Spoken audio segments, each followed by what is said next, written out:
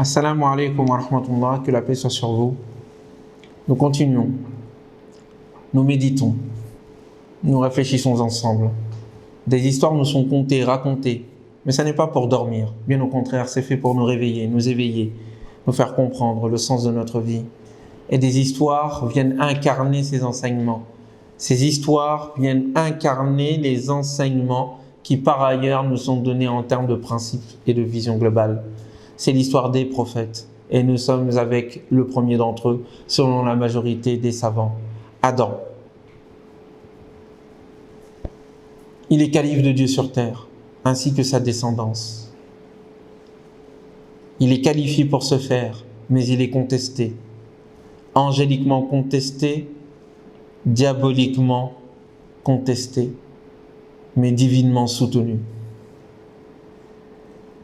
Pour quelle raison est-ce que malgré les crimes, les désobéissances, malgré le désordre, malgré le sang versé, vérifié à travers l'histoire de l'aventure de l'humanité, prédit par les anges, pour quelle raison est-ce que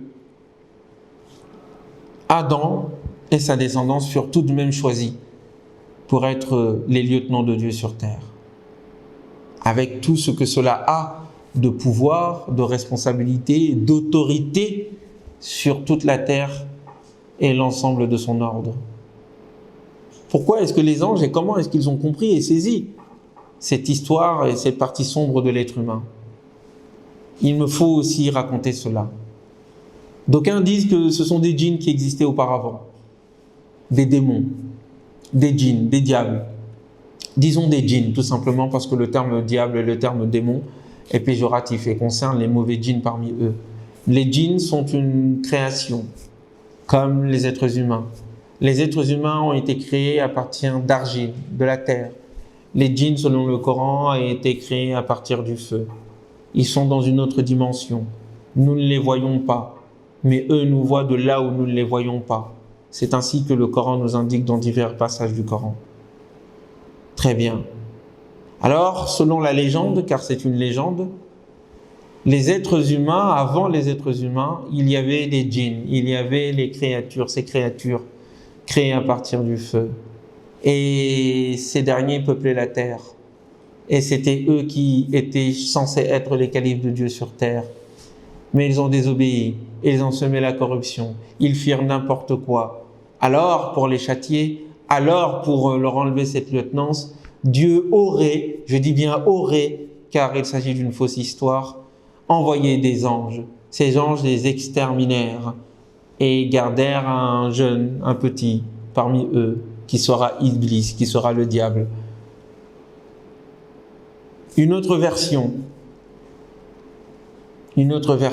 des djinns donc, semeurs de corruption sur terre, versant le sang, faisant n'importe quoi. Mais il y avait parmi eux il y aurait eu un être saint parmi eux.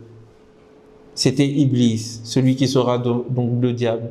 Ce dernier aurait, je dis bien aurait, car c'est une histoire, une fable, à mes yeux en tous les cas, car cela n'est fondé sur aucun document réel, puisque personne n'y était, et n'est fondé sur aucune révélation, puisqu'il n'y a que la révélation qui peut nous donner des révélations et des informations sur ce sujet.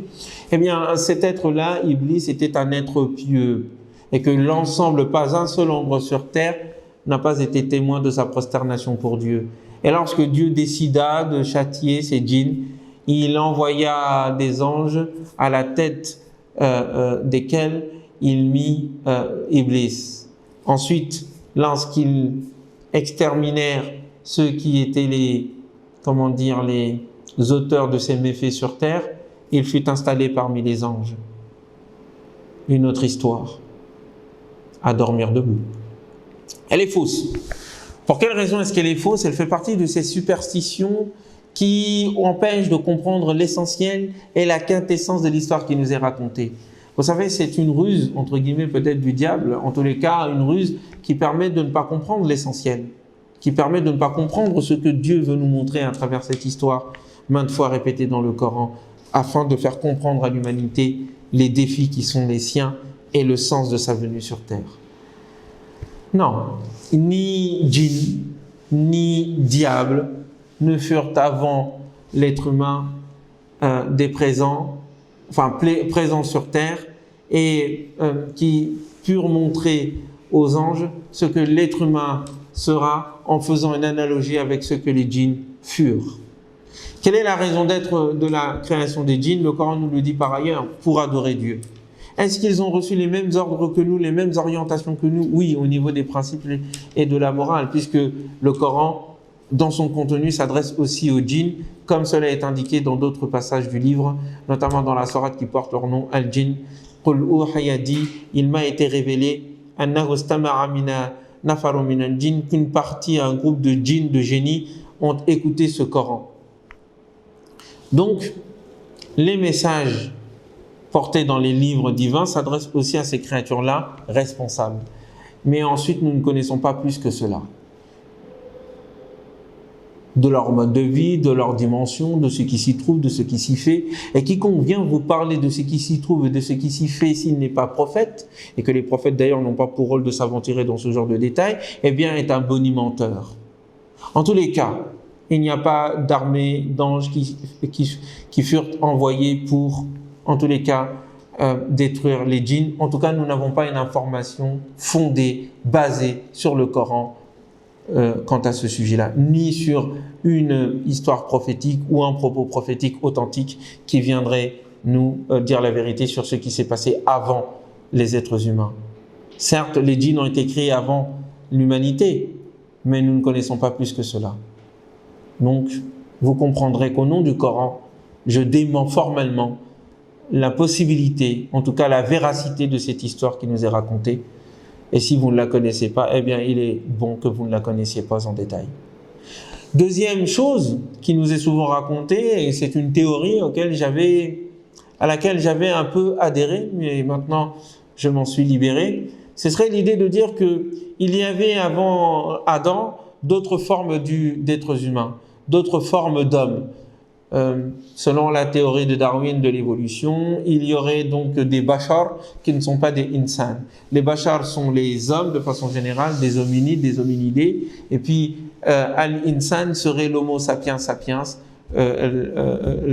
l'homme sage, l'homme de connaissance, après qu'il y ait eu avant lui d'autres formes d'hommes qui ne sont pas des êtres humains mais qui sont des hommes, tels que l'homme de Néandertal, tels que l'homo erectus, tels que l'homo habilis, tels que les Australopithèques et d'autres formes d'êtres humains, et issus des hominides de manière générale auxquels participent les singes.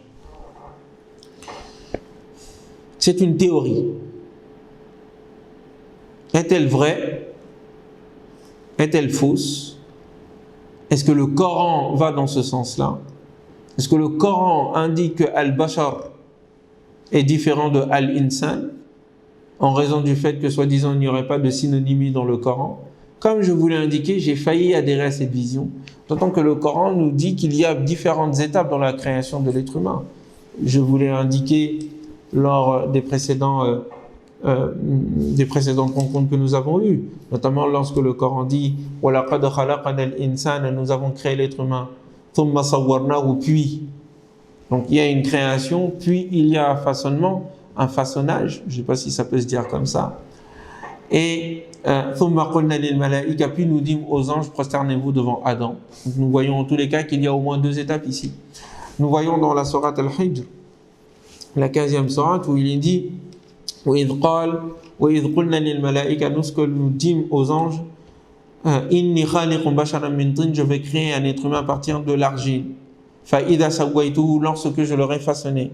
وَنَفَخْتُ فِيهِ مِنْ رُوحِي et que je lui aurai insufflé de mon esprit. فَقَعُوا لَهُ سَاجِدِينَ prosternez-vous devant lui. Donc nous voyons ici aussi qu'il y a une création à partir de l'argile, puis ensuite il y a un façonnement, et ensuite il y a un insufflement de l'esprit en lui, et ensuite il y a la prosternation des âges. Donc il y a déjà des étapes qui sont faites et qui sont indiquées. Très bien. Cependant, je ne pense pas qu'il s'agit ici des étapes de l'évolution qui indiqueraient que l'être humain est issu d'autres animaux, tels que les singes ou d'autres espèces, et formerait avec ces autres espèces une espèce globale et générale. puisque le Coran dit à plusieurs reprises qu'il s'agit d'une création directe à partir de l'eau et à partir de la terre. À partir de la terre d'abord, puis de l'eau, puisque le reste de la descendance d'Adam sera effectivement issu de l'eau. Donc les êtres humains sont issus de la terre et de l'eau. Et n'est indiqué nulle part dans le Coran le fait qu'ils seraient issus d'une autre espèce. Bref, le Coran n'est pas un livre de science. Et il s'agit pour nous d'étudier directement les origines de l'être humain en étudiant effectivement les traces archéologiques, la biologie et autres. Mais essayer de faire de coraniser une théorie, je dis bien une théorie parce que la théorie de Darwin de l'évolution est d'abord une théorie. Et une théorie est, n'est pas une vérité absolue. Elle est vraie tant que pour l'instant, nous n'avons pas encore rencontré ce qui la contredit. Donc c'est une vérité, on va dire, relative. Une vérité qui attend d'être contredite. C'est ça la science. Et donc il faut continuer la recherche, ne pas faire de la science une croyance, ne pas faire de cette théorie de l'évolution une croyance, une idéologie, et être attentif à ce qui est dit, d'une part, et d'autre part, et à continuer l'étude, et à méditer. Mais prendre une théorie faite par d'autres, par des chercheurs, et essayer de le coller au Coran, et de réinterpréter les passages du Coran à l'aune de ce que dit la science provisoire, c'est au fond réduire, au fond, la grandeur du Coran, et au fond ne pas aller dans son sens infini et cosmique. Ce qu'il nous indique ici est quelque chose qui va au-delà des différentes possibilités ou des différentes enquêtes que nous menons scientifiquement quant à l'origine de l'être humain. Vous voyez ce que je veux dire? C'est quelque chose qui donne les cadres existentiels de compréhension à partir duquel la science s'établit, car la science a besoin d'avoir un arrière-fond, une foi, ne serait-ce que la foi en la possibilité de comprendre l'univers, n'est pas scientifique. C'est-à-dire ce n'est pas issu de l'enquête scientifique, c'est une croyance en amont, c'est une croyance de la raison, c'est un postulat de la raison, c'est une foi. Donc il y a une erreur en tous les cas à mes yeux que d'essayer de trouver dans le Coran des vérités scientifiques. Ce sont des vérités existentielles, morales, permanentes et éternelles, qui ne sont pas le fruit de l'évolution. La science est évolutive. Oui, les principes moraux sont éternels. Ils sont valables dans ce monde comme dans l'autre, et à tout endroit. Donc il est dangereux de coller, ou en tout cas de réduire la religion à la science, comme il est dangereux d'essayer de faire de la science une religion. La science doit évoluer en enquêtant, en utilisant la raison et en expérimentant. La religion, quant à elle, fixe les cadres existentiels à partir desquels l'expérience et l'aventure humaine s'inscrit. Est-ce que vous me comprenez? Donc, je ne suis pas non plus d'accord avec cette idée de faire d'Adam, la dernière étape de l'évolution de l'espèce humaine, et lui serait au fait, ou plutôt de l'espèce hominide, et lui serait au fait l'être humain qui vient clore cette évolution. Je ne pense pas que le Coran aille dans ce sens-là d'une part, même si le Coran va dans le sens de la possibilité de la création de l'être humain par étapes. Cela est vrai dans son ventre comme cela est vrai dans l'histoire, sans aucun doute. Combien de temps y a-t-il lieu entre le moment où de sa création de terre et le moment où de l'insufflement de l'esprit en lui et le moment de la prosternation des anges, et entre ces deux il y a la question de son façonnement, sawwarnakum. Quels sont les temps qu'il y a entre ces différentes étapes? Nous ne le savons pas, Dieu seul le sait. Est-ce que ce moment-là a lieu dans l'histoire même, ou c'est avant l'histoire? Dans une méta-histoire? Dieu seul le sait. Et ces questions-là, au ton cas, n'ont pas de réponse définitive. Nous pouvons juste imaginer, nous pouvons juste réfléchir, et ensuite donner à notre réflexion le sceau de la relativité, en indiquant Dieu est plus grand et Dieu est plus savant. En tous les cas, donc, ce que les anges donc ont vu, Car quelqu'un va encore une fois se poser la question, alors comment les anges ont-ils deviné et compris ce qu'allait être le devenir de l'être humain?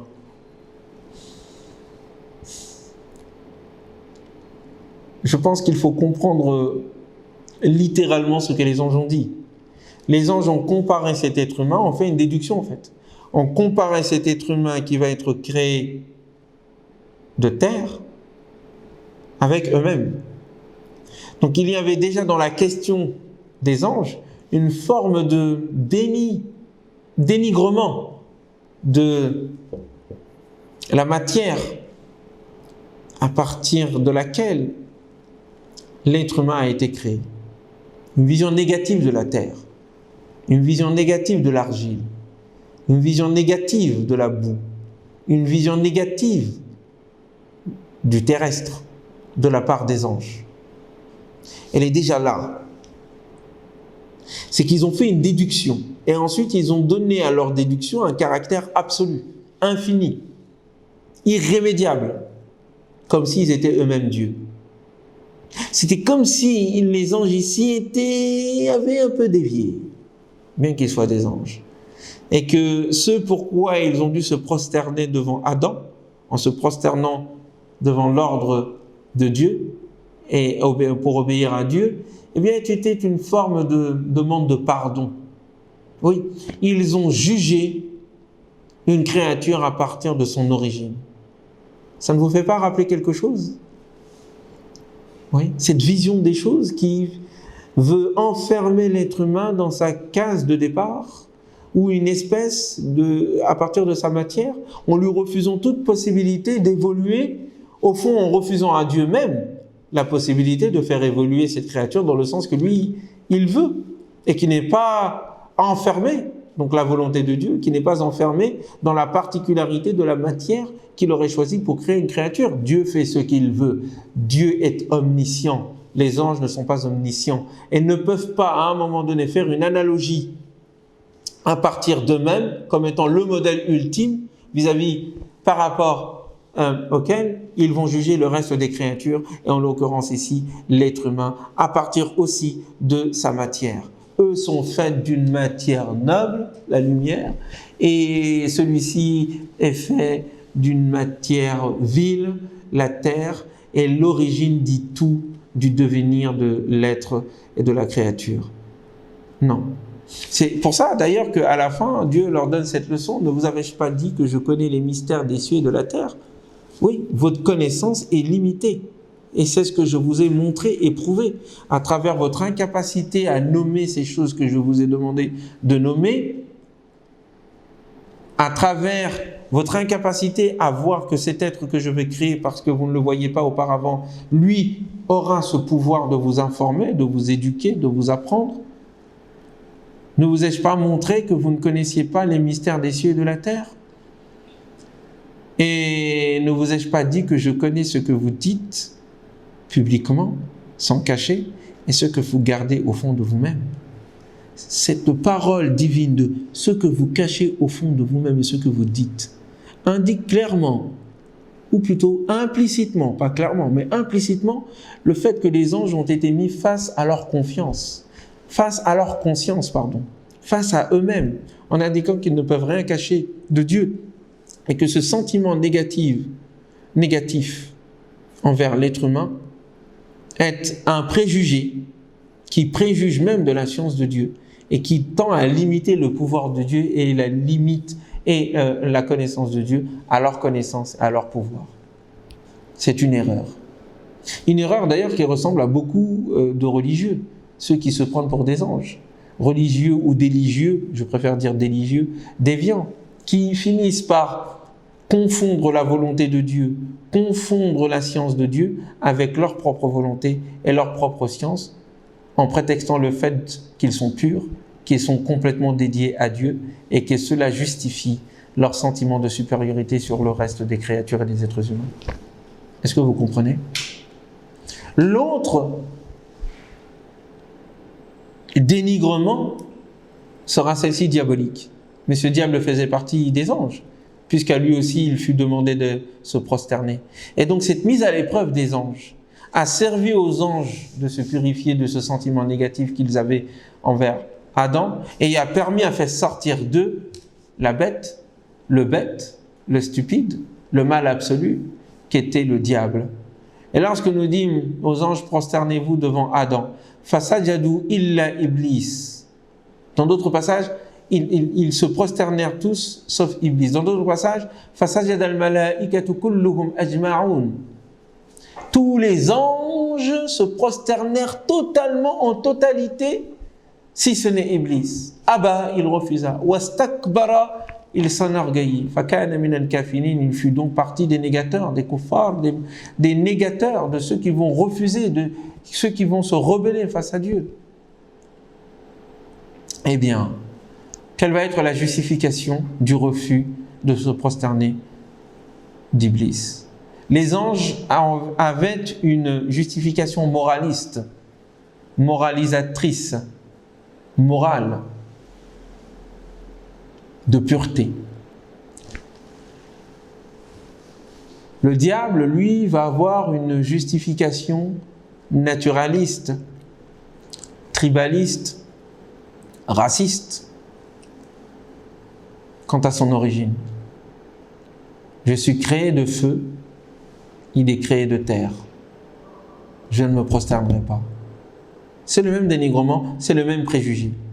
Ici, c'est un préjugé moraliste, là-bas, c'est un préjugé naturaliste. Deux préjugés donc, mais avec un même objectif. L'être humain n'est pas digne, l'être humain n'est pas capable, l'être humain est coupable. Coupable de par son origine, coupable et donc incapable de dépasser son péché ou ses erreurs. Le jugement est définitif. Il vient de ceux qui pensent qu'ils sont parfaits. L'un parfait parce que proche de Dieu, se pense parfait parce que proche de Dieu, et donc qui est le summum de la perfection. L'autre parfait parce qu'il croit en son origine, parce qu'il est créé de feu. Les deux ont tort. Personne n'est prisonnier de son péché. Personne n'est prisonnier de son erreur. Il n'y a pas de péché originel. Vous comprenez donc l'erreur du christianisme et du judaïsme ici. Mais nous y reviendrons, si Dieu le veut, lors de la sortie de nos deux parents, Adam et Ève, du paradis. En tous les cas, cette histoire est lourde de conséquences, est forte en termes d'enseignement et est capable de faire comprendre à l'humanité les erreurs philosophiques qui peuvent être les siennes lorsque on veut dénaturer l'être humain en faisant soit un ange, et ça finit par la destruction et le préjugé moraliste de pureté qui finit par être une purification, pas de soi, mais de l'ensemble de ce qui n'est pas eux, et donc d'une forme d'uniformisation. Il faut que tout le monde nous ressemble. Ou bien une forme de destruction lorsqu'on veut le déshumaniser en faisant une bête, en le restreignant à son côté naturel terrestre. Et à ce moment-là, il y a, un modèle qui se présente en contre-modèle, c'est le feu, et le feu brûle, le feu détruit. Le feu ne peut pas être constructeur lorsqu'il n'y a pas un idéal supérieur. Vous saisissez? Ces deux modèles, angélique et diabolique, se rejoignent. Qui fait l'ange, fait le diable. Qui fait l'ange, fait la bête. Et l'être humain est supérieur à l'ange et à la bête. Nous y reviendrons, nous discuterons, car à ce moment-là, nous serons dans le paradis et nous verrons quelle est l'erreur que nous recommençons tous les jours, qui nous fit sortir du paradis et qui nous empêchera d'y entrer à travers les actions que cette vision des choses commande dans notre action terrestre. Je vous dis paix, je vous dis à très bientôt et bon Ramadan. Assalamu alaikum.